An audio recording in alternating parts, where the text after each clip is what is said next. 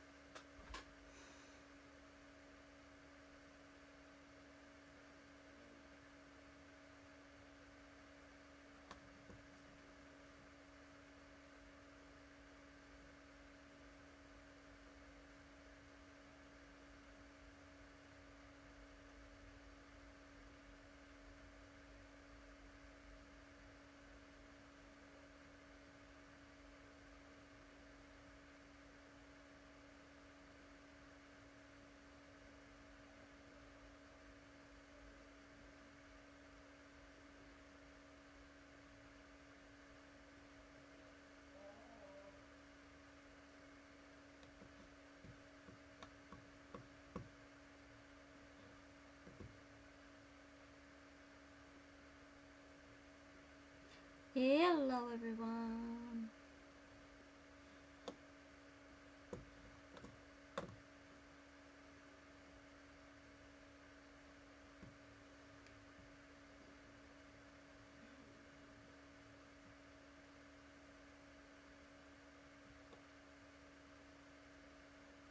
Hi, Rocket.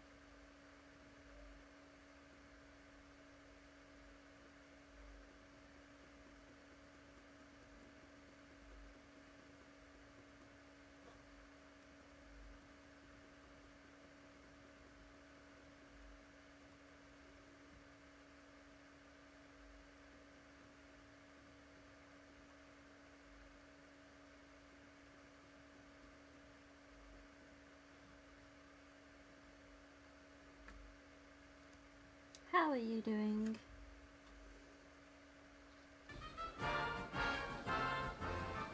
On Memorial Day weekend in 1984, someone placed a body in a cardboard box and slid it down an embankment.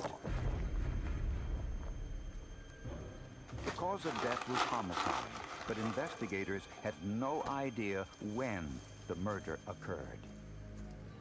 But science uncovered an important detail of the victim's last night alive. Would it be enough to identify the killer?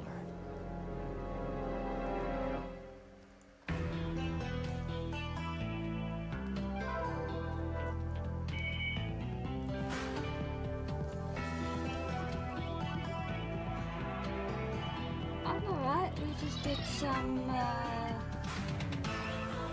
jobs before. Garden jobs, so On a Sunday morning, exactly. a fisherman enjoying the Juniata River in central Pennsylvania saw a large That's cardboard why I'm box like at the river's being on edge. for me in art life, so yeah.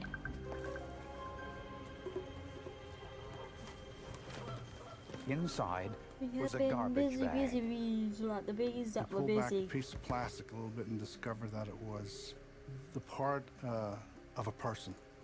Didn't know male, female. The torso was later identified as female. The rest was a mystery. There was no indicator as to how she met her death.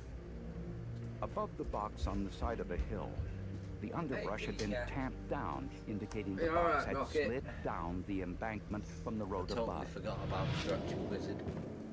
Again, The box I'm not had even been slid sucked to him down yet. after the dew had Totally settled fucking and forgotten. been wiped off by the passage of the box. You have to And remind that me was later. important to developing a timeline in this case. Investigators noticed Oh, a dear. grease-stained puncture hole in the box, and in the grease were small pieces of styrofoam. Whoever pulled that out of the trunk, when they were lifting it out, caught the box on the latch. That's what I believed it was from. Someone had gone to great lengths to conceal the victim's identity by removing the head, arms, and legs. To do this, the killer needed time and privacy.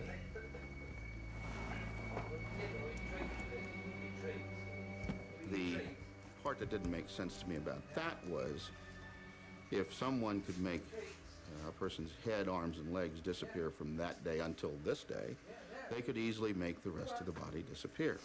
So there was some reason for the body to be discovered. The body had 3 large moles and a scar on the abdomen. Blue jeans and a belt with a zodiac Possibly. buckle were the only other keys to the victim's identity. Do I think I At the will autopsy, get this puzzle the finished pathologist before, found evidence like, of today? insect activity, which was sent to a Should do. forensic It's- entomologist for well, I analysis. just found those 2 by An entomologist chance, is so an expert in the study of insects. He identified the It's eggs all as those blue. of the blue-bottle fly and the black blowfly, All both blue common sky. in many areas of the United States. The weather conditions around the time the body was discovered and the stage of the egg and larvae development allowed the entomologist to provide a rough estimate of the time of death. It was roughly 2 days prior to our finding the torso. This meant that the victim died sometime late Friday night or early Saturday morning. The autopsy was not able to identify the cause of death. it's The possible. pathologist found semen present during the autopsy, but there was no evidence of rape. And there was no way to identify the man since this was before DNA testing. Police knew that in order to identify possible suspects, they first had to identify Get this the done, victim. then we can start the We said from the very Second beginning, one. if we, second one, if we which we find out need who she is, we everyone to find out decide on. who killed her. Which I'll Missing make a post persons straight reports after were this. checked, but no one fit the description of the torso. When's the ticket? 7 months later, Not a she was fucking buried, £1 ticket. still unidentified in an unmarked grave, and soon forgotten. 1 year later, a telephone call changed that.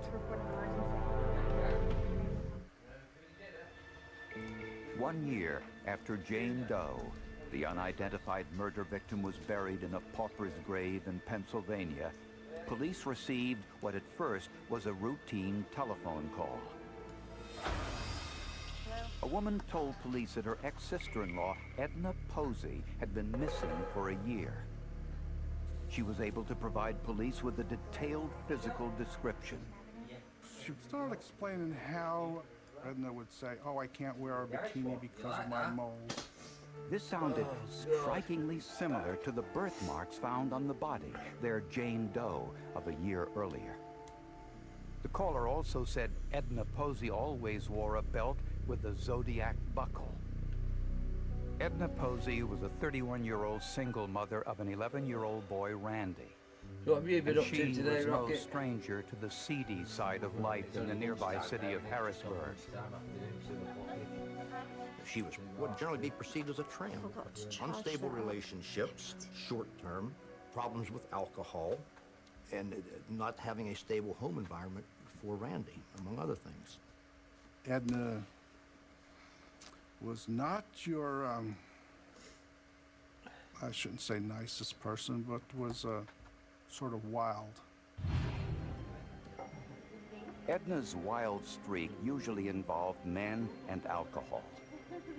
She would meet men in bars, quickly move in with them, and just as quickly move out, only to repeat the same pattern again and again. And she would sometimes disappear for months at a time without saying a word to anyone. Edna was able to admit that her life was out of control and had asked Donald Ruby, her son Randy's Boy Scout leader, if Randy could move in with him.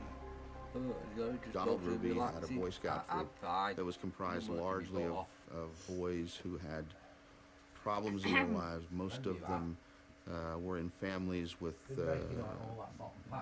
mothers only. The boys had been into trouble, and Donald took this group of boys and formed his own troop with them. Two full patios. Randy moved in with Donald Ruby and his wife and lived with them as if he were their own son. 42-year-old Ruby worked as a machinist and had no children of his own. But it's going to be dry. While many so applauded him for his efforts On the with plus troubled side, I youngsters, some questioned his motives. Well, it's in the eye of the beholder. He did some things that I would have winced at myself, such as the kissing on the lips and so forth. I was never that way, even with my own children. Edna moved 150 miles away to Virginia, where she took a job as a dental technician while trying to get her life back on track. This is Edna's co-worker, who asked not to be identified for fear of her safety. She was saving her money, and sometimes in that particular time period, she met a young soldier in the Army band in Virginia, and they became quite close, and was going to move in together and bring Randy down to be with them. Yeah, you only did a bit. And police believe that Donald Ruby was threatened by the loss of Randy. The evidence was that she intended to take Randy blisters back with here, her. blisters all here. We believed and argued that Donald did not want to give up Randy as his son. Did this mean that Donald Ruby had a motive to kill Edna Posey? Ruby told police that Edna Posey had come to their home to visit Randy on Friday night and planned to stay for the entire Memorial Day weekend. The next day, Ruby and his wife said they took Edna shopping and dropped her off downtown. Yeah, actually, just go to the corner.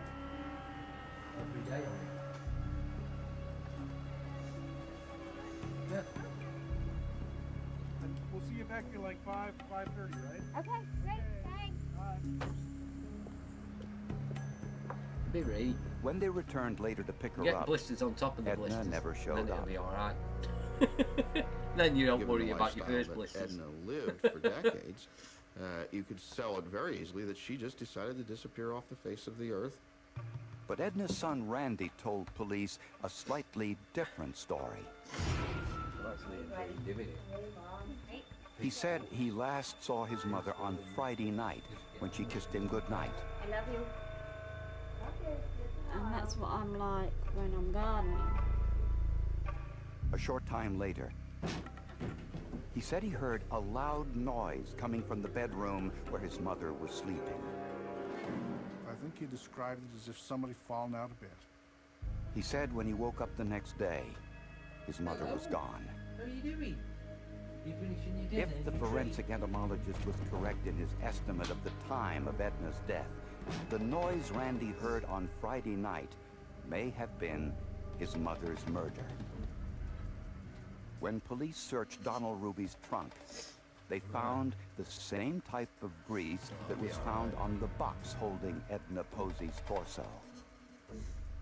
And they discovered the hole in the box was the same size and shape as the trunk latch in Ruby's car.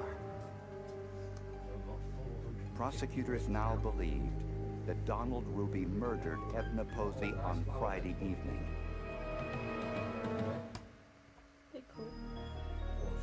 When Donald Ruby was charged with the murder of Edna Posey, police heard some unsettling news about his life with Edna's son, Randy.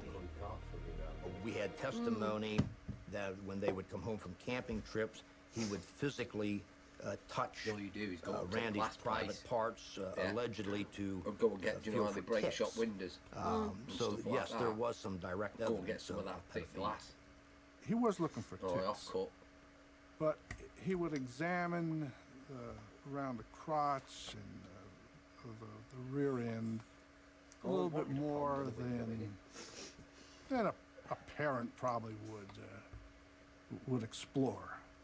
Prosecutors said that was evidence of pedophilia, that Ruby had a sexual fixation with Randy and killed Edna to keep her from regaining custody of her son. They said that the grease and styrofoam evidence on the box containing Edna's body, though circumstantial, tied Ruby to the crime. 3 years after Edna Posey's disappearance, Donald Ruby was convicted of her murder and sentenced to life in prison. Edna's family and friends believed the first that thing a you did was check if cold-blooded Savvy was killer live, and it was had like, gotten she's justice. not live. I thought, all right, How all could you do day. this? Got all day. How could you do this to another person? Tackle this. I mean, it wasn't like he just shot her and, you know, there was no pain and she just died. It was the cruel, cruel way that he killed her. And it was just almost unbelievable to me that you could do that to another human being. And then I'm back. And I'm From behind bars, Donald Ruby maintained his innocence. He said Edna had countless low-life lovers, and any one of them could have committed the crime. Or anywhere. His lawyers petitioned the court for a retrial. They claimed there was no proof Donald Ruby was a pedophile, and that his rights were violated when jurors heard that testimony. Ruby's defense attorneys also decided to have the forensic evidence re-examined.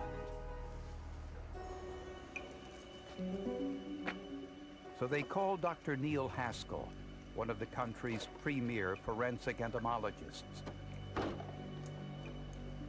Dr. Haskell analyzed the eggs and larvae from Edna Posey's body. Flies lay eggs, which develop into larvae and then into flies. But in reading the medical examiner's report, Dr. Haskell noticed an inconsistency. At the autopsy, the medical examiner said he found eggs, but not larvae. And he noticed something else.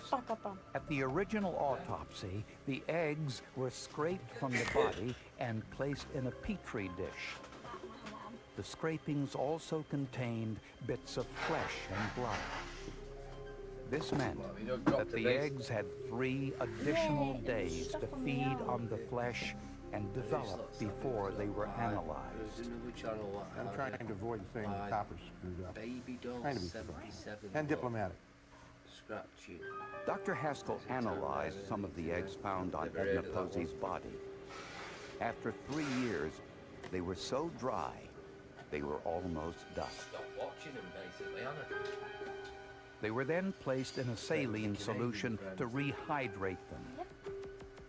Dr. Haskell believes these eggs were on Edna Posey's body for only a short time, meaning that Edna Posey was killed sometime late Saturday night or early Sunday morning, not Friday night, as the original entomologist estimated. Scientific entomological evidence that was presented in this case clearly showed that the time when the death of this individual had taken place had to be much shorter than what the prosecution was alleging. The meteorological evidence also pointed to early Sunday morning. When the fisherman found the body on Sunday morning, he said there was no dew or condensation along the path the box traveled down the embankment. And another factor supporting this time frame was the autopsy report. The medical examiner said there was motile or moving sperm in Edna's body at the autopsy. Sperm remains motile in a deceased person for only 24 hours after death. Donald Ruby had an alibi for all day Saturday and Saturday night. After 6 years in prison, Donald Ruby was granted a new trial. And Ruby's new defense team had a surprise piece of evidence. New DNA testing of the semen found during Edna Posey's autopsy uncovered a tantalizing clue about her last night alive.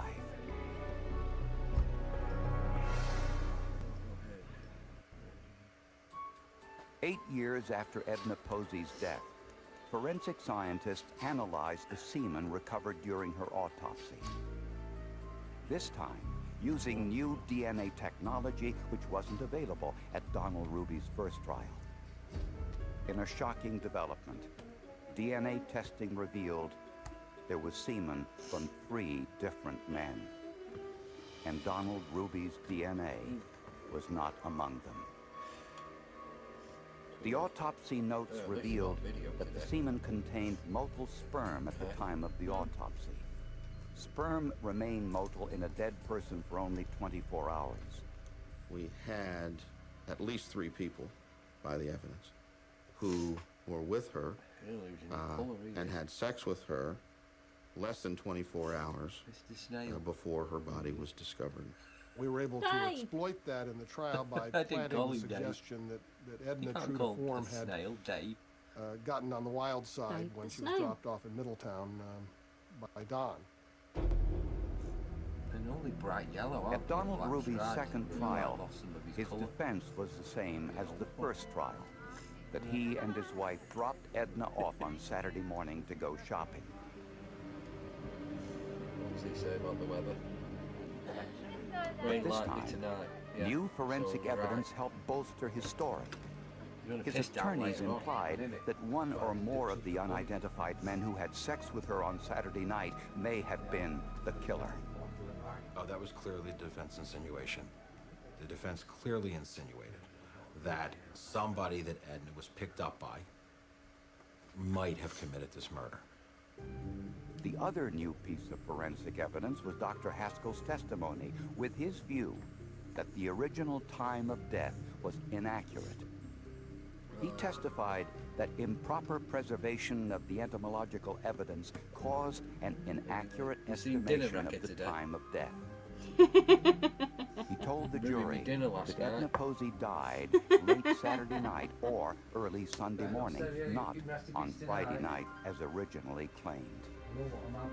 Further helping Ruby's case was Edna's son, Randy. At the original trial, Randy said he heard a loud thump from his mother's bedroom late on Friday night. But 8 years later, Randy, now 21 years old, recalled nothing about it. Randy clearly did not remember hearing the thump. Sounds nice. We asked him about it. He said he had no independent recollection of it, and thus we did not have the thump in the night to use as testimony. The defense also claimed that the hole in the carton carrying Edna's body could have been made by thousands of vehicles with the same type of hood latch and grease as was in Ruby's car. After a 9-day trial and 6 hours of deliberation, the jury found Donald Ruby not guilty. He was talking about verdict dinner records, which baffled Edna's friends and family. Just a total state of shock. They could not believe that they'd proven a case, and then to have it thrown out like that. And a murderer walking the streets. I think it was a concern to a lot of people in the area, especially people who had testified against him. Just some ducks along the highway. He said you learn to appreciate things better when you lose them. You don't have them for a while. He got there in the end. You learn through experience. Never try to figure out a jury. Never try to figure out a jury. And I don't know what the jury thought, but they made their decision, and I'll listen. And the case, while officially closed, remains open in the minds of those involved. Who should be scared of Mr. Ruby? Virtually anyone with children. I don't propose to be an expert in pedophilia.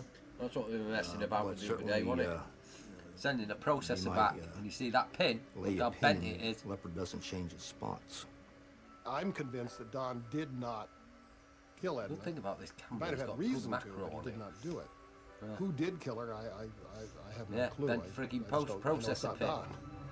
So that's gone back. Donald Ruby left town soon after the trial, and no one, not even his own lawyers, know where he is today. I have had a letter that he sent me later that year. One bent on the other side as well. It basically thanked me for testifying on his behalf, and that he was going to have it's all right. It's because I've been lying underneath for the lavender bushes. welfare of the flies in the future. And the bees. Might be making out a point.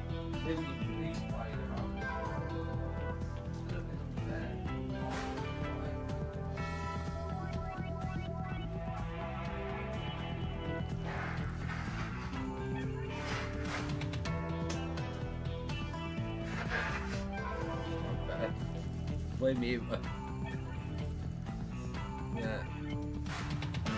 Saw some weird spiders today and all.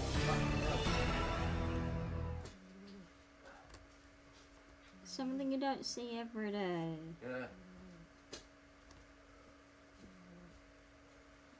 When I'm gardening, When a I young see woman some really walked outside her ones home with to really, investigate a strange noise, fat bodies. she was and abducted at thin legs. gunpoint. And I'm But like, the victim oh, knew that's something weird. about forensic evidence, But they weren't and she was determined from to me, prove not she at had been me. inside the assailant's truck. Right. The clues she Cheeky. left behind and her recollection of detail led police straight to the criminal's front door.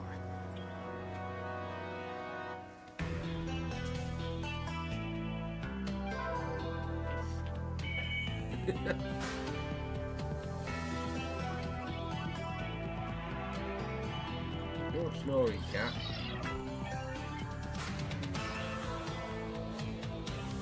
Yeah, and please don't nick my space again when I was half asleep. Who? The cat.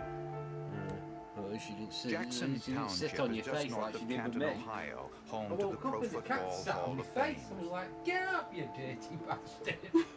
It's an upscale She bedroom was trying to community. get close to you. Much of the area is undeveloped, She stuffed her ass in my face and especially sat on along it. the old Erie Woke up and was Canal. like, got a face full of we live in arse. areas where there's cows, and we get calls for cows and livestock in the roadway. She loves her mummy. Frigging up all night again. The McKernan family lived just 2 blocks from the canal. Pissing around. 18-year-old Stephanie McKernan shared the home with her husband, Jamie, and his 18-year-old sister, whom we'll call Megan. On Saturday night, May 6, Yeah, 2000, she was posing for the Stephanie and camera Megan were twice. outside when 2 men in a pickup truck stopped to talk.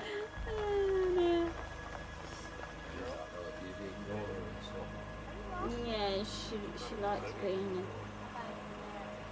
Asked us both if we were single. Doesn't how like old being we were, ignored. We No. both said that we were not available. The men were polite, and when rebuffed, drove off. A few hours later, after the women returned Stop home, snoring. they heard a noise outside. Megan grabbed a flashlight. Stephanie picked up a can of spray paint, and both went outside to investigate.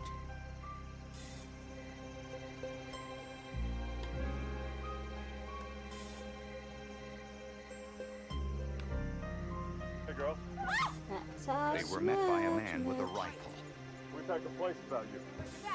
He claimed to be a police officer and ordered the girls to get into his truck. Not And we were like, bad. no. So he put the gun in both of our faces numerous times and asked us, do you want to die? Do you want to die? Do you want to die? He does it on purpose. In the scuffle, the assailant hit Stephanie with his rifle. Black as a bag, I Megan take hit it. the man in the face with the flashlight. Send it to the rain. I hope he pisses it down so it washes all Washes over. all the shit away, yeah. He then grabbed Megan, dragged her down a hill to his pickup truck, and drove off. Yeah, I know it was there.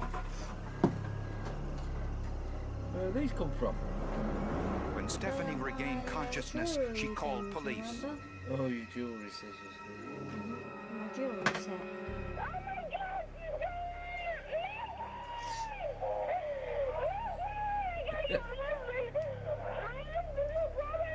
And you have to get a license plate. I didn't get a license plate. I know this truck had a car on it. I think it was blue. Oh, you've got this on as well. When police arrived, Stephanie was did you are? hysterical, and she was unable to provide much detail about the crime. Police were skeptical, since the McKernan boys had numerous prior run-ins with police. They're always running their motorcycles through the yards up and down the street. They're always having a party. They're always doing something. We're always down here for something. There's got to definitely be more to this than what we know.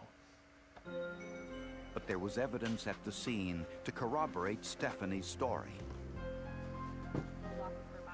I Officers found Megan's sweatshirt and sandals, along with the cover for the scope of a rifle.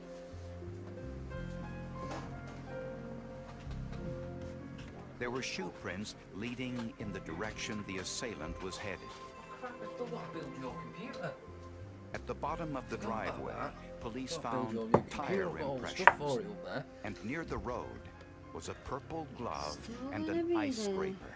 I know. My concern was I knew Megan, I knew her family, but I feared for the worst. I feared that we were going to find her Stop floating snoring, because somewhere. you're not And even if we didn't act asleep. Fast, that, you know, my fears might become a reality. Over the next few hours, Megan's family and the police searched the streets and parking lots of Jackson County, but she was nowhere to be found.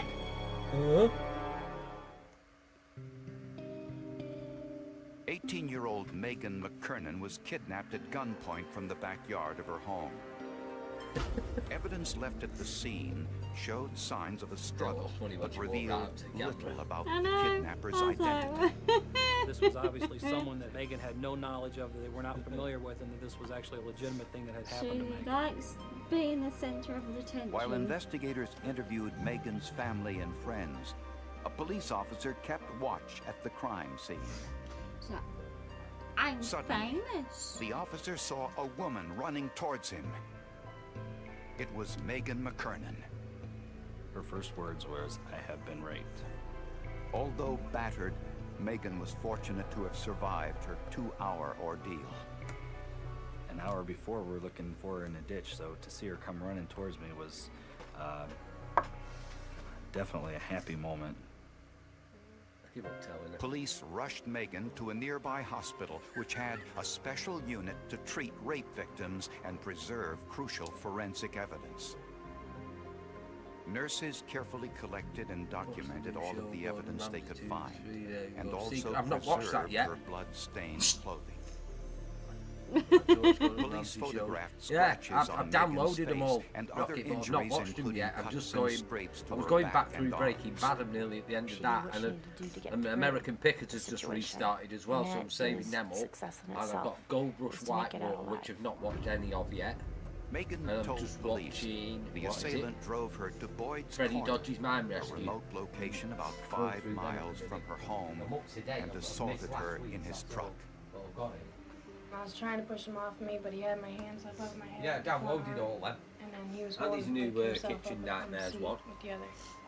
Yeah, I've watched all his And he stuff. said he'd like to have a girl And like that. me. He'd like to Somebody get plays all the married repeats to a and girl that. like They me, do them on that I am YouTube, so don't they? pretty, and that he's so sorry for beating me up. And that lad. I always like that episode where that lad was Megan a meth head, wasn't he? pleaded with the man to let her walk home. Didn't even know how to make He pasta. told me that he wouldn't let me walk because I didn't have no shoes on, and it was pretty far distance from the house. care, didn't Instead, he offered to drive her. She actually gave him better directions to get her back home. There were 2 ways to get there, and she actually talked to him about, don't go this way, it's faster. Yeah, I watch all this stuff. He dropped her off a block from her home. Megan was able to recall many important details about her assailant and his Well, he truck. owns the company, doesn't he? She said the truck was a Chevy S10 TV blue producing with company, a doesn't he? dark cap. What is it, 1 potato, 2 There was an potato air or something, freshener innit? with Something a Tweety stupid Bird like that. cartoon Yeah, he owns it. character hanging from the rear view mirror. You're not stupid. The interior was muddy with holes in the bench seat. Just like, Megan what is remembered it? grabbing Jeremy the truck Clarkson, frame in a Richard desperate Hammond, attempt to James resist her May. attack. They bought out the TV Definitely thing, wanted to didn't they? leave some type of Started their own sign or some production type of thing. calling card, if you Studio. will, that she was there, that this had taken place, just in case she didn't make it out alive. She also said the back end of the truck may have been dented. Because when we went down to Boyd's Corner and he turned around, he backed up to the guardrail and he hit the guardrail pretty hard. Megan described her assailant as a stocky blonde man with facial hair about 6 feet Master tall Chef. with piercing blue Yeah, eyes. I Between used to his watch eyes was a crescent-shaped cut caused when Megan struck him with the flashlight. I've gone off Hell's Kitchen because it's just the same old same, isn't She it? kept her eyes I'll just open stop and watching she that. looked at his It's just the face same and his every body. time. So she was able to describe portions of the man that a reasonable stranger wouldn't know. We go. I like the original episode, the original series of Kitchen Nightmares. Forensic When he was in scientists England, measured and that lad, photographed and the he's shoe tested it. and He's tire like, taste this, impressions which one's better? And he's outside the giving him a pot McKernan's noodle. home. Several of the shoe And he picked a impressions pot noodle. belonged to Megan's family, but there were a number of unidentified shoe impressions, presumably those of the assailant. Yeah, he's done. One's in prison, At hasn't he? Boyd's Corner, Yeah. where the Prison assault took place, Teaching the inmates how to cook. police found more tire impressions and scuff marks on a guardrail. Crazy. Boyd's Corner is an isolated area on an abandoned road leading to a cul-de-sac. Hell's Kitchen for so long. Because it was a gathering spot for teenagers, Yeah. police assumed the assailant Well, I was like a the local Hotel man Hell ones as familiar well. I with thought the they were area. funny. Oh no, The use of a weapon one of my also favourites. suggested Bloody this but wasn't turn his back first time. crime. Holy crap. Oh, with that We woman wanted to make sure singing that if the I could person who turn did back this to time by her sharing. wasn't That's out all she there ever harming did. Set someone up in else. each room, So didn't we she? wanted to Just make sure the kept singing community it. was aware of the information. Police appealed to the community for help. How to wreck a A business. newspaper article One appeared easy 3 step. days after Megan's assault, asking if anyone recognized the description of the assailant or his truck. That same day, police received an anonymous telephone call. Yeah. Yeah, you used to watch all them, Rocky. Oh, watch all them. Jackson Police Department, how may I help you? An anonymous caller told police where they could find a truck similar to the one they were looking for in the Megan McKernan assault case. We go to the address that was given to us by the anonymous caller. There's the suspect vehicle. It matches perfectly. It's a blue Chevy truck with a black cap.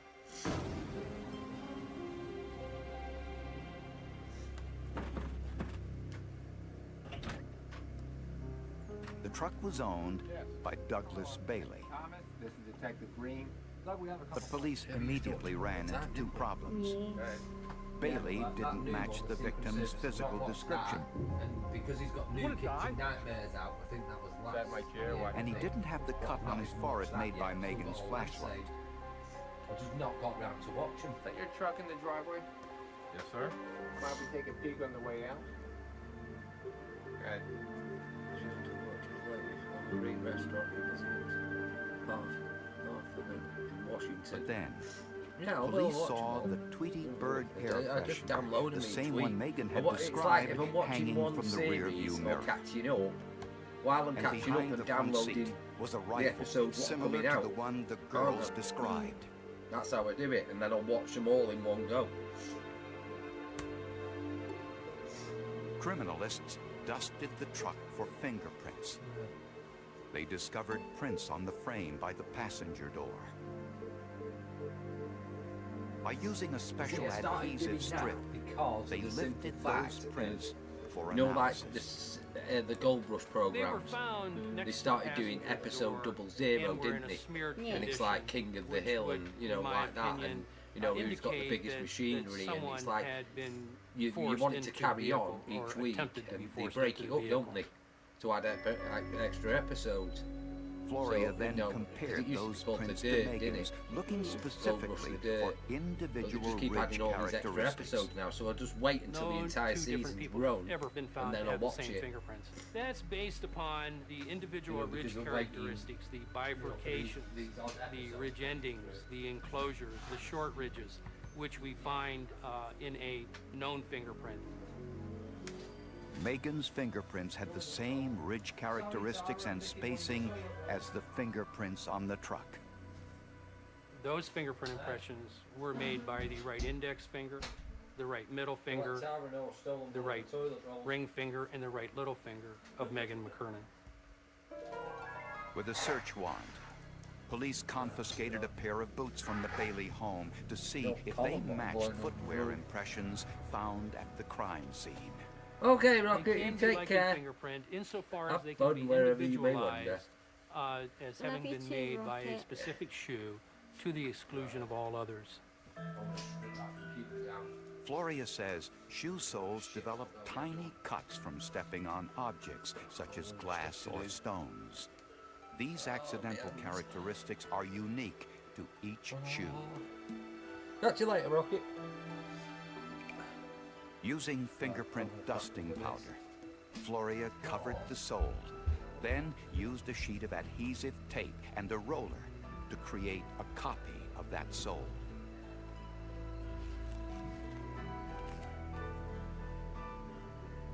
Next, Floria compared the size, shape, and accidental characteristics to the footwear impressions lifted from the crime scene. They were a match. Tires also have accidental characteristics like footwear. When the tire impressions from the crime scene were compared to the Bailey's pickup truck tires, they were found to be consistent. There was a glove that was left at the scene.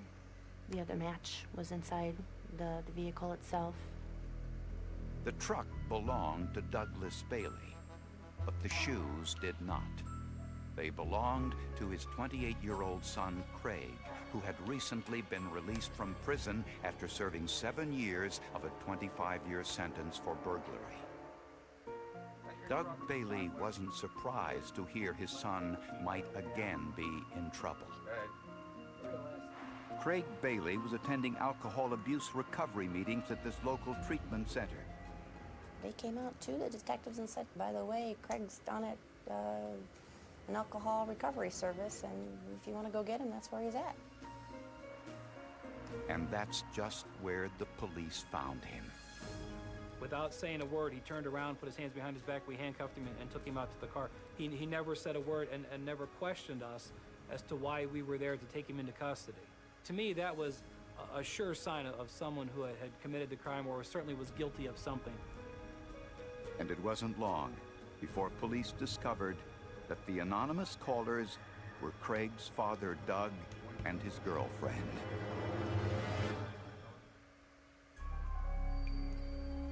Police suspected 28-year-old Craig Bailey, a career criminal, was the man who kidnapped and assaulted 18-year-old Megan McKernan. Megan's description of her assailant fit Craig Bailey perfectly, even the crescent-shaped cut between his eyes. Megan selected Craig Bailey out of a photo lineup of 6 people. She did not hesitate when she selected the person that did this crime to her. Doug Bailey told police that he and Craig were on their way to a movie when Craig stopped to speak with Megan and her sister-in-law, Stephanie. What about you? I have a boyfriend. How old are you? 21. Later that night, Craig dropped his father off at home and said he was going out to meet some friends. His father had no idea his plan was to return to the girl's house. Despite overwhelming forensic evidence against him, Craig Bailey refused to accept a plea bargain and pleaded not guilty at the preliminary hearing. Meanwhile, investigators worked to strengthen their case against him. Forensic scientist Jennifer Bloink analyzed Megan's rape test kit with a chemical called Brentman's reagent. If I get a nice, bright purple color change reaction, then I know that I possibly have semen on that swab. Which is what she found. Bloink also tested the samples with Feta-base tablets, which react when coming into contact with amylase, a digestive enzyme found in saliva. What a Feta-base tablet is basically a starch that is chemically connected to a dye. The test turned deep blue, meaning saliva was present. Those samples were subjected to a DQ-alpha DNA test. Test strips analyze 6 specific locations on the DNA strand. Craig Bailey's DNA matched the semen and saliva samples from the rape test kit.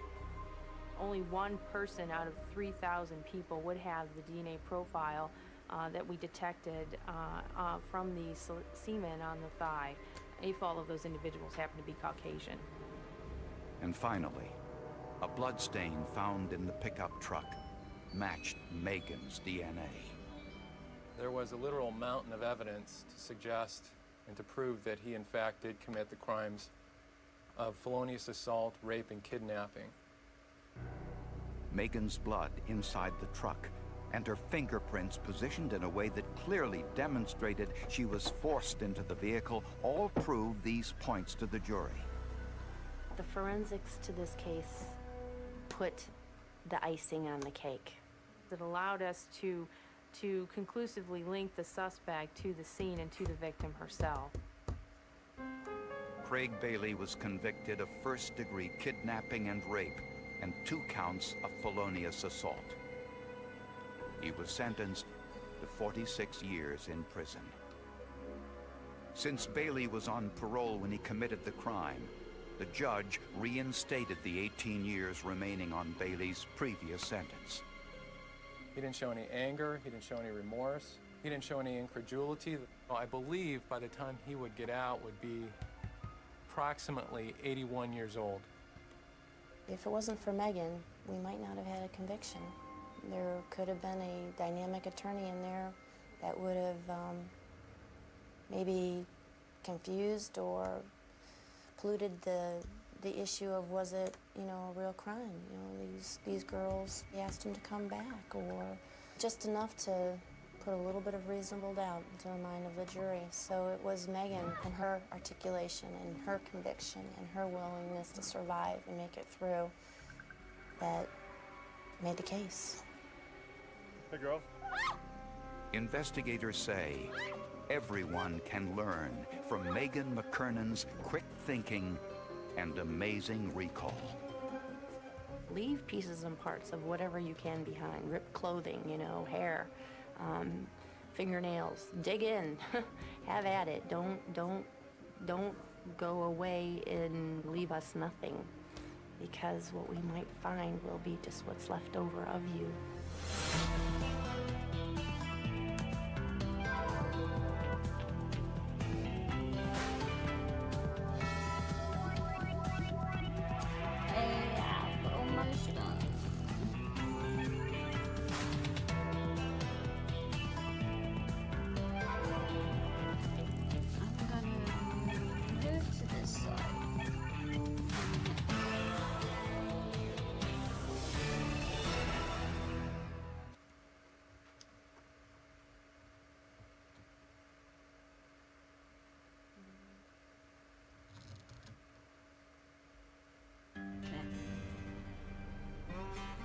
Police in Phoenix, Arizona were asked to solve the mystery of a limb found in a dumpster.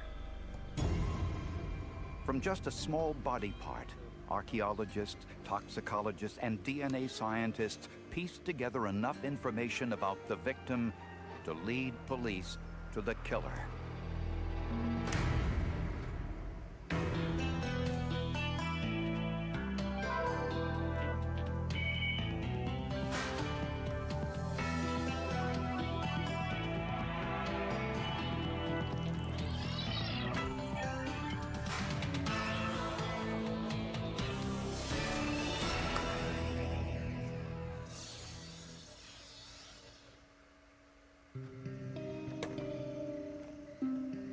On June 8, 1992, a man looking through a garbage dumpster made a frightening discovery.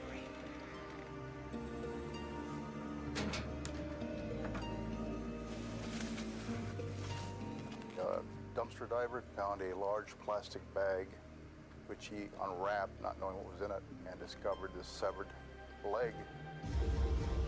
There was also a saw. Phoenix homicide detectives Rico Fragoso and Joseph Petrosino were first on the scene. I think the longer I stay here, the more bizarre the cases become. They say it gets very scary. Since I moved here, there's been a lot of incidents where cops had to be called. The waste management driver, Jesse Pena, told police he emptied the dumpster just 1 hour earlier. Where the dumpster is right now is not where I left it. So somebody pushed it back. I don't know who it was. I immediately thought this guy, meaning the victim, has been scattered probably through other dumpsters in the area. And now we're going to need to go out and try and locate the rest of the body in the other dumpsters. Detectives searched every dumpster within a 5-mile radius. They were hoping to find more of the body to compare to dental records, fingerprints, or missing persons reports. They found nothing. Although there wasn't much to autopsy, the medical examiner could tell it was the leg of a male Caucasian between 30 and 40 years old. The presence of scars on the knee are helpful in that this is a person who's had either trauma or surgery, in this case surgical type scars. He's had surgical intervention on the knee. Initially, investigators thought the scars would help identify the victim until they learned how common knee surgery had become.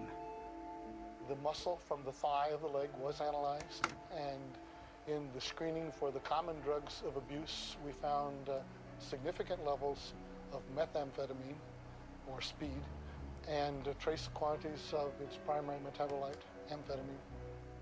A possible indication the incident was drug-related, and Dr. Keene could tell that the victim was dead before the leg was removed. The relative absence of blood in the leg was indicative that the leg had been severed after death when there was no ongoing active circulation in the body. This clearly was not natural disease and did not have the features of an accident, such as an industrial accident.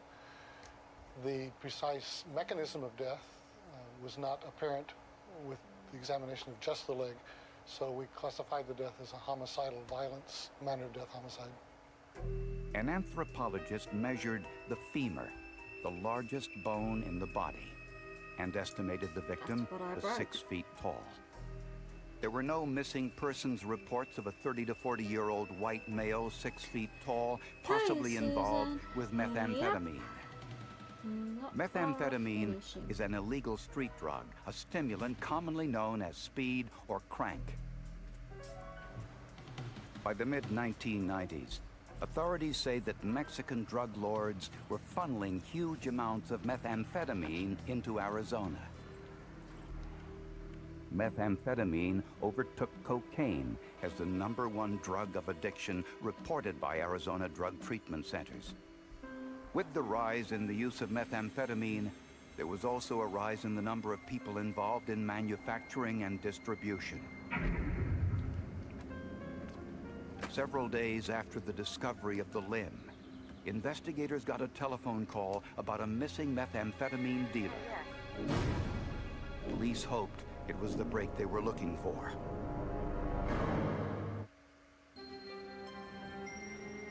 Police in Phoenix, Arizona had a seemingly impossible task: to find a killer loose in their city when their only evidence was a severed leg. Beautiful ladies doing. Forensic tests revealed the individual was a male Caucasian, 6 feet tall, between 30 and 40 years old. Not long after these forensic tests were completed, a woman called police headquarters asking how to fill out a missing persons report. She said her boyfriend hadn't returned home. He's missing. He's been missing for a few days now. How do I go about filling out a missing persons report? He had a pair of sneakers on and a pair of shorts. She said it wasn't. Look, Nicole, I'm not cut my fingernail. Go to Las Vegas, be there for a couple of days, but he'd always returned. He'd always answered pages and phone messages, and that wasn't happening in this case. The woman said her boyfriend was Norman Kloss. I was getting ready to build Anne's new computer, matched the profile. Kloss was 32 years old, stood 6 feet tall, had undergone knee surgery, and was a methamphetamine dealer. He was a friendly, outgoing, social type of person. He had plenty of friends in the valley. No one ever said anything derogatory about Norman that I know of. What one was smashed? What are you on about? Although Norman Kloss was well liked, he undoubtedly had his share of enemies. Okay, Susie J. I want you to take your time. What was smashed? Don't you be wrecking my fucking dinner tonight. Tell us what you think. We'll be asking you some questions. Kloss's girlfriend, Patricia, identified the surgical scar and the tennis shoe and sock as the type Norman usually wore. My hands are red raw, though. red. But investigators wanted to be certain of the identification, so they suggested DNA testing. If the leg was thought to have come from Norman Kloss, let's get his parents and let's do a reverse paternity. Since half of our DNA comes from our mother and half from our father, it would have been simple to determine if the limb was Norman's by comparing his DNA to his parents' DNA. But when detectives learned Kloss was adopted, they knew that would be impossible. Until after a done dinner. Scientists hoped to find some other way to make an identification. In researching Kloss's background, police discovered that he had donated one of his kidneys to his younger sister. On a long shot, police contacted the hospital in Houston, Texas, where the transplant had taken place. Cell samples are routinely taken from prospective donors to make sure the recipient won't reject their organ. Fortunately for investigators, the hospital in Houston had a policy of keeping its cell samples for 100 years. DNA testing would be possible after all. This autoradiograph shows the DNA from the leg muscle compared to the cells taken from Norman Kloss. The interpretation of autorads are very simple. You're doing simple pattern comparison. You're looking at DNA banding patterns, asking the question, are the DNA banding patterns the same? Are they in the same orientation, in the same location on the autorad? It's very simple, very easy to interpret. The leg, or the muscle tissue from the leg, originated from Norman Kloss. I'd never had a DNA case before, prior to this, where we had matched up. I was very ecstatic when I found this out, and I notified his family back in Texas. Now that police had positively identified the victim, their focus turned to identifying the killer. I was concerned there was someone out there that had either lost it and was going to cause a lot of more grievance to the Phoenix Police Department. Police began questioning Norman's friends to determine his whereabouts on his last day alive. Norman's girlfriend, Patricia, was the most helpful. We learned from her that Norman had kind of a colorful past as a methamphetamine cooker. One of the people that he probably had seen last was his business partner, who was also a methamphetamine cooker by the name of make them chicken and garlic cheese. The two of them had been cheese, friends for a long time, but had recently had a falling out and had become rivals in the drug business. Where are you getting there? Detectives found Norman Kloss's car just a block away from King's home. With a search warrant, detectives wanted to find a safe way to search King's home, And also, which was a Tuesday fortress. and Friday. Two vicious Rottweilers guarded the backyard. Cameras were mounted outside, giving King a 360-degree look around the entire circumference. Gun ports provided a clear shot to every inch of the property. The doors and windows were reinforced. Anything less than a bulldozer wasn't going to get you in a timely fashion. And certainly, Yeah, after trying to nick my bloody place this morning. Manufacturer, that would give him Early time this to morning. dispose of a lot of the evidence. I was half asleep. Police waited until King walked outside to his car before serving the search warrant. Once inside the house, investigators uncovered an arsenal. He was into weapons, all sorts of weapons, firearms and crossbows and throwing knives, and everything is hidden inside of the residence, and nooks and crannies that he specially made for these weapons. In his bed, in the walls, behind doors. He had every known weapon you can think of, from weapons made 400 years ago to the present time. Detectives also found marijuana and methamphetamine. He probably tasted his product way more often than he should have. It might have affected his reasoning. And in the laundry room, investigators noticed that someone, presumably King, had recently painted the walls and floor. You could tell there was fresh paint. The smell was still there of the paint. You could also detect an odor of either pine salt or Clorox, very strong presence in the laundry room. But could investigators find out if the laundry room had been the scene of violence? Or did they get there too late? The new paint had covered potential evidence. Or did it?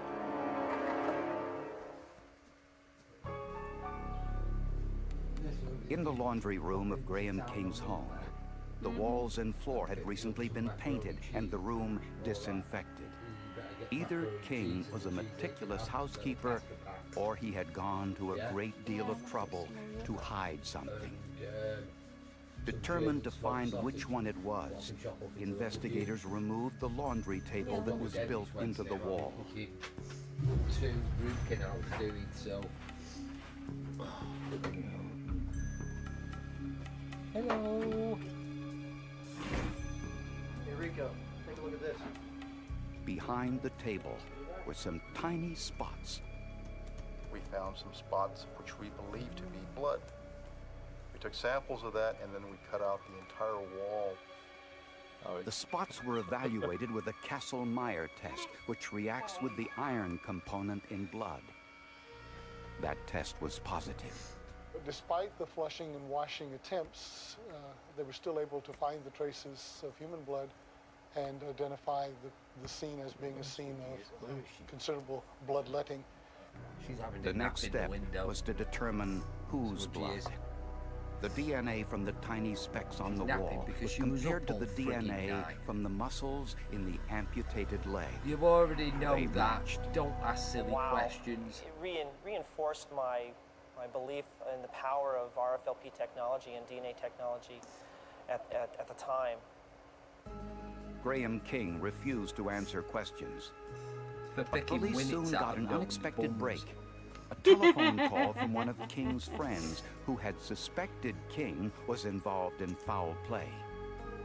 The caller was Troy Killop, who said he was working in Graham King's backyard when Norman Kloss went inside. It's for picking tiny screws up what I used to me big remote control trucks.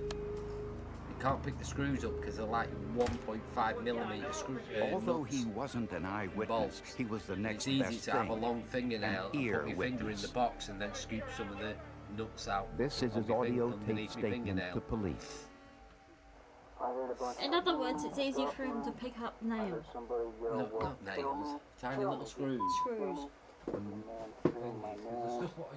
heard the gunshot, the whole deal. I heard him cutting the man up with an axe. I don't know for a fact. I nearly freaking spat my drink out then. I can reconcile with the sounds and things that I heard. You know, and him never leaving. Troy Killop told police he waited for an hour, then knocked on the door to collect his tools. Banging on the front of the house. And he unbars all the doors and now all steel doors and stuff, and he comes out the front and he's just shaking and quaking, and he was wearing different clothes at the same time. He said, come on. And I step in and I smell nothing but heavy duty pine saw cleaner everywhere. Look at these.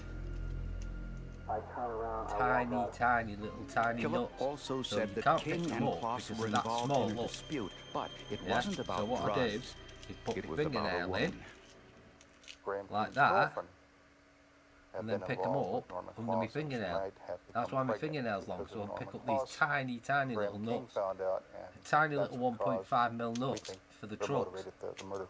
That's why I have that. That's why I always keep my fingernail long. Like that, so I can pinch them together like that and pick them up. This other guy's See? old lady, and that's why he got killed. Okay, it was methamphetamine. That's why. And they manufactured everything right there in Phoenix. Because I like to be organised. Graham King was arrested and charged with first-degree murder. Despite the results of DNA tests and the medical examiner's Not for opinion picking me that arse Norman or Kloss picking was me dead nose like before Nicole his leg says. was removed, Norman's girlfriend Patricia refuses to believe Norman is dead, Happy picking. which Yeah, was there you evident go. when we asked her for an You interview. having a giggle. Norman's not dead. His death was staged, and I just feel like the show is not based on truth, and therefore I can't. It's just for picking little tiny things up. I've just always done it, and I've always had a Patricia believes Norman faked his own death to avoid a drug-related confrontation. As prosecutors prepared for the trial, they had another challenge: persuading their primary witness to testify.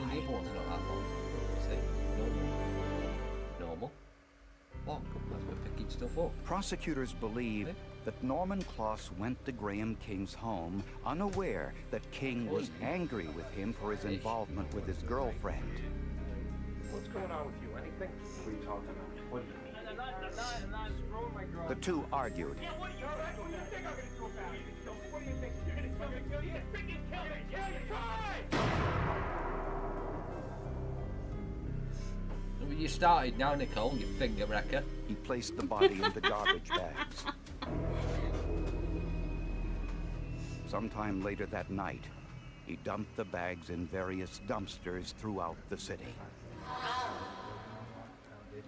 Although King painted and disinfected the laundry room, the tiny specks of blood on the wall behind the laundry table proved to be his undoing. Missed about 4 square feet of wall that was able to deliver up enough evidence to positively say this is where this happened at. You dinner wrecker. We were incredibly lucky. We did a lot of good police work, but we had some real lucky things happen. It's all fucking rubbish. Don't even bother. You can't count on in this job. You can cook better at home. And King placed one of the limbs in a dumpster that was completely empty. Unfortunately for him, the dumpster had been emptied out, I believe, an hour prior to him dumping that one leg in there. Otherwise, we would have never found Norman Kloss. That's what I used to love doing when you sit out in the restaurant and have your lunch. None of Norman Kloss's other body parts were ever found. You know, what is it? And you'd This explain. case required and it's a not wide on the variety menu. of forensic techniques. Just make stuff that's not on the menu what's really determined nice. the victim's like, height. Aw. Toxicology found the methamphetamine. DNA tests matched tissue cells from the victim, which had been in storage for 10 years. Finally, the Castle-Meyer test identified what the killer never saw. Used an entire French baguette. A tiny speck of blood Two behind 10-ounce a ribeye laundry steaks table, on it and two DNA butterfly testing chicken confirmed breasts. So was like Kloss's. an entire both chicken breast, how you ever going to prove you know, butterflied out of a whole chicken. Proved with 2 of those medical and they were done in Cajun seasoning. Certainty. With the 2 10-ounce ribeye steaks In the not on a too French distant baguette future, sliced up. DNA test on a single drop of blood will be able to identify such things as the victim's gender, their hair and eye color, height, weight, and ethnicity. Before the trial, prosecutors suffered a setback when their witness, Troy Killop, refused to testify, saying he feared for his life. I'm not going to go in no courtroom, no nothing. No way, no how. These guys made $3.5 million last year. I don't know if this man's going to pick up and push out. I'm looking for him. He's got the money to do whatever he needs to do. So prosecutors reached a plea agreement with Graham King. I made an accommodation because these people, you know, had fears of this Graham King. King agreed to plead guilty to second-degree murder, which carries a sentence of 20 years in a maximum security prison, instead of going to trial and risking the death penalty. What's going on, Linda? You got a bargain. You got the deal of a lifetime. Looking at that. 20 years, he's not going to be that old when he gets out. So what the hell's going on? Certainly not for somebody that cooks methamphetamine and kills people. I'm very concerned with Mr. Graham King being released, and I think he will be a menace to society. I think it'll happen again. So this is one of the cases that I do remember, and whenever I give tours or give DNA talks to college classes and such, this is the one story that I will always bring up. The DNA was very critical for this investigation. Without it, we would never have solved it. But even now, 10 years later, Norman Kloss's girlfriend still does not accept the forensic results She continues to believe that Norman faked his own death and that one day he will return. Hello. Please leave a message at the tone, and Norman and I will return your call. Thank you for calling. Bye-bye.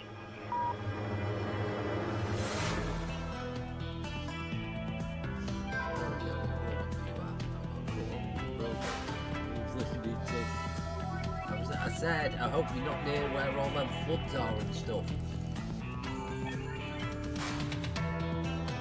It's down in Texas, isn't it? Where all the floods are happening.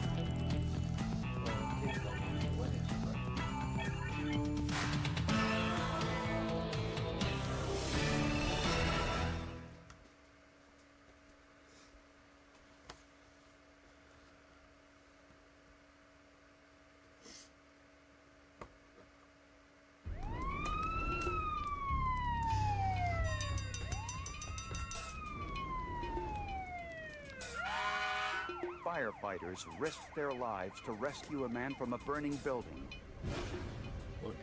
But they were too late. I don't understand English. The medical I said, examiner I found hope evidence you're that the victim okay suffered and you're through not near where more those than floods smoke are and in flames. Texas. They used to say dead men tell no tales, but nowadays dead men tell a lot.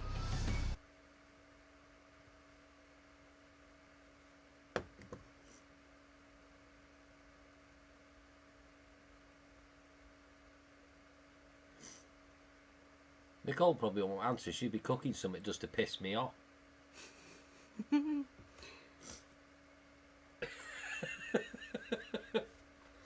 was just saying, I hope you're okay and you're not near where all them floods are happening.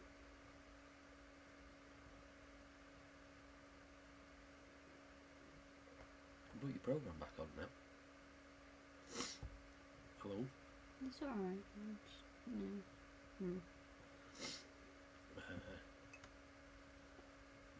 Rip that computer. No, I was about to answer.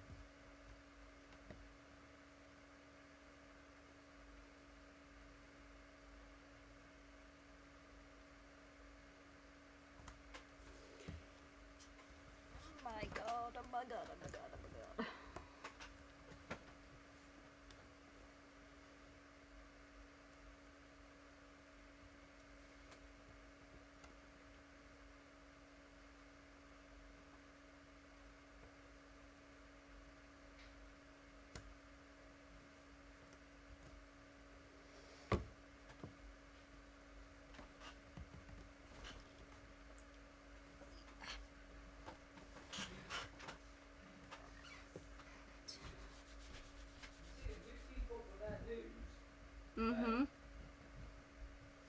Don't they? Yeah. Yeah, always keep up with your news over there of what's going on. I always keep up. Yeah. I always keep up with the news over there.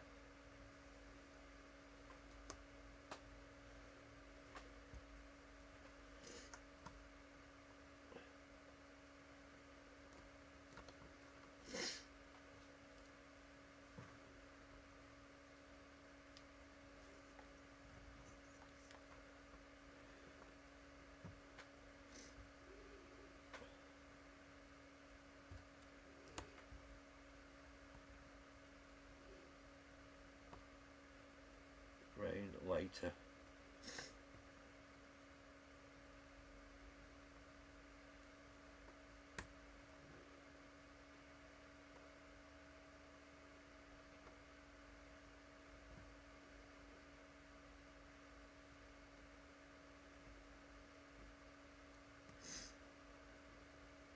No, I'm nearly there. I'm just...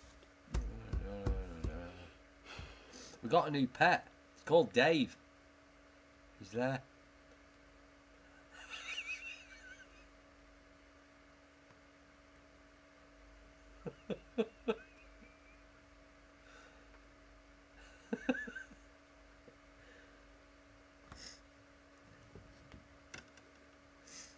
Little stale.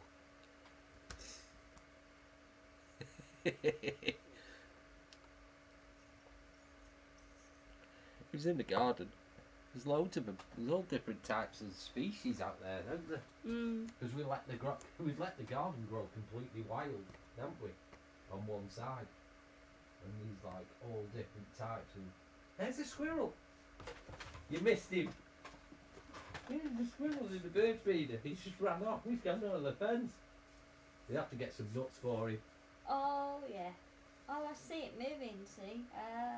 Yeah, he ran off then. So there's our little friend, squirrel. Got his own squirrel now in the garden. What are you going to do with him? What am I going to do with him? He's still in the garden. He's still in the garden snails, what live over here. Mm-hmm. We have giant brown ones, don't we? And here is the lovely... They don't want to see your bum.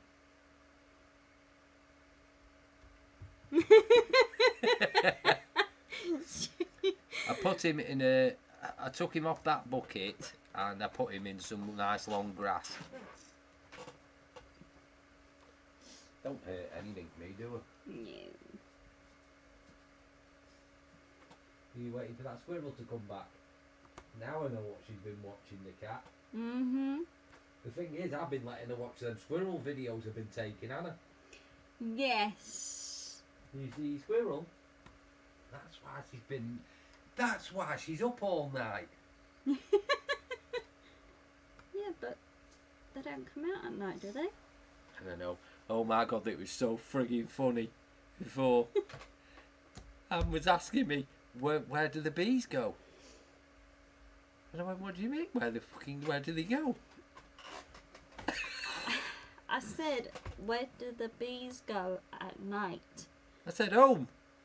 To bed. I said, home to bed.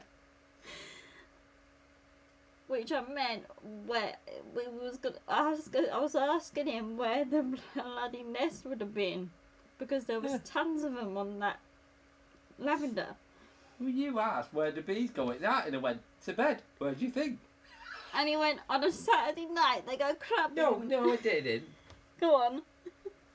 I said, no, wait a minute. I said, it's Saturday night, so they're going to go clubbing later and get a kebab.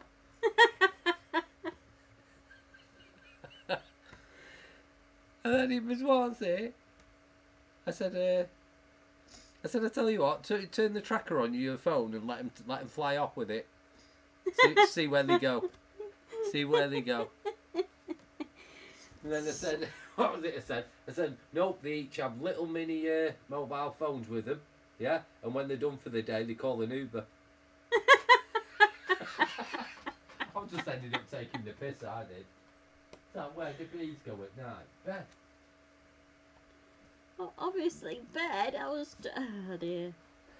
It was just making it stupid. Yeah, but I did say to you, I said, ask me stupid questions and I'm going to answer you with really stupid fucking answers. And you did. Yeah.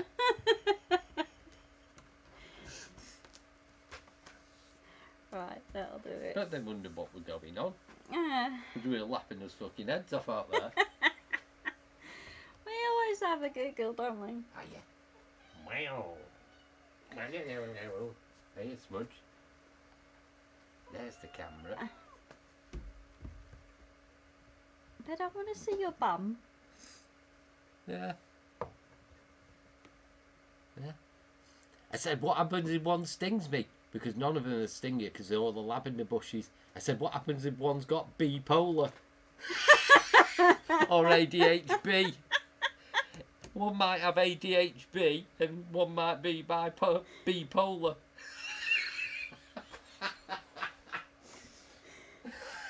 Oh my god, we were laughing our heads off.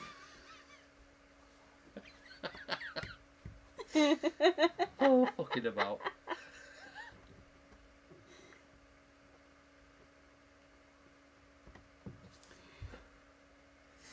Right, I am going to call it now. Oh shit, yeah. Right, I will be live later on for games. And Linda, I hope you'll be ready for Deal or No Deal, because I want to put that on for you. That's if you're joining us. Huh? Every fucking dog's live tonight. Like you didn't. That's if you're joining us, that is. Anyway, I'll see you guys later on. Lots of love. Yes, Gary's a nut. What? They could have bee. How do you know about? How do you know the mental state of a bee? It might have bipolar. It could have ADHD. Mental health. Mental health issues.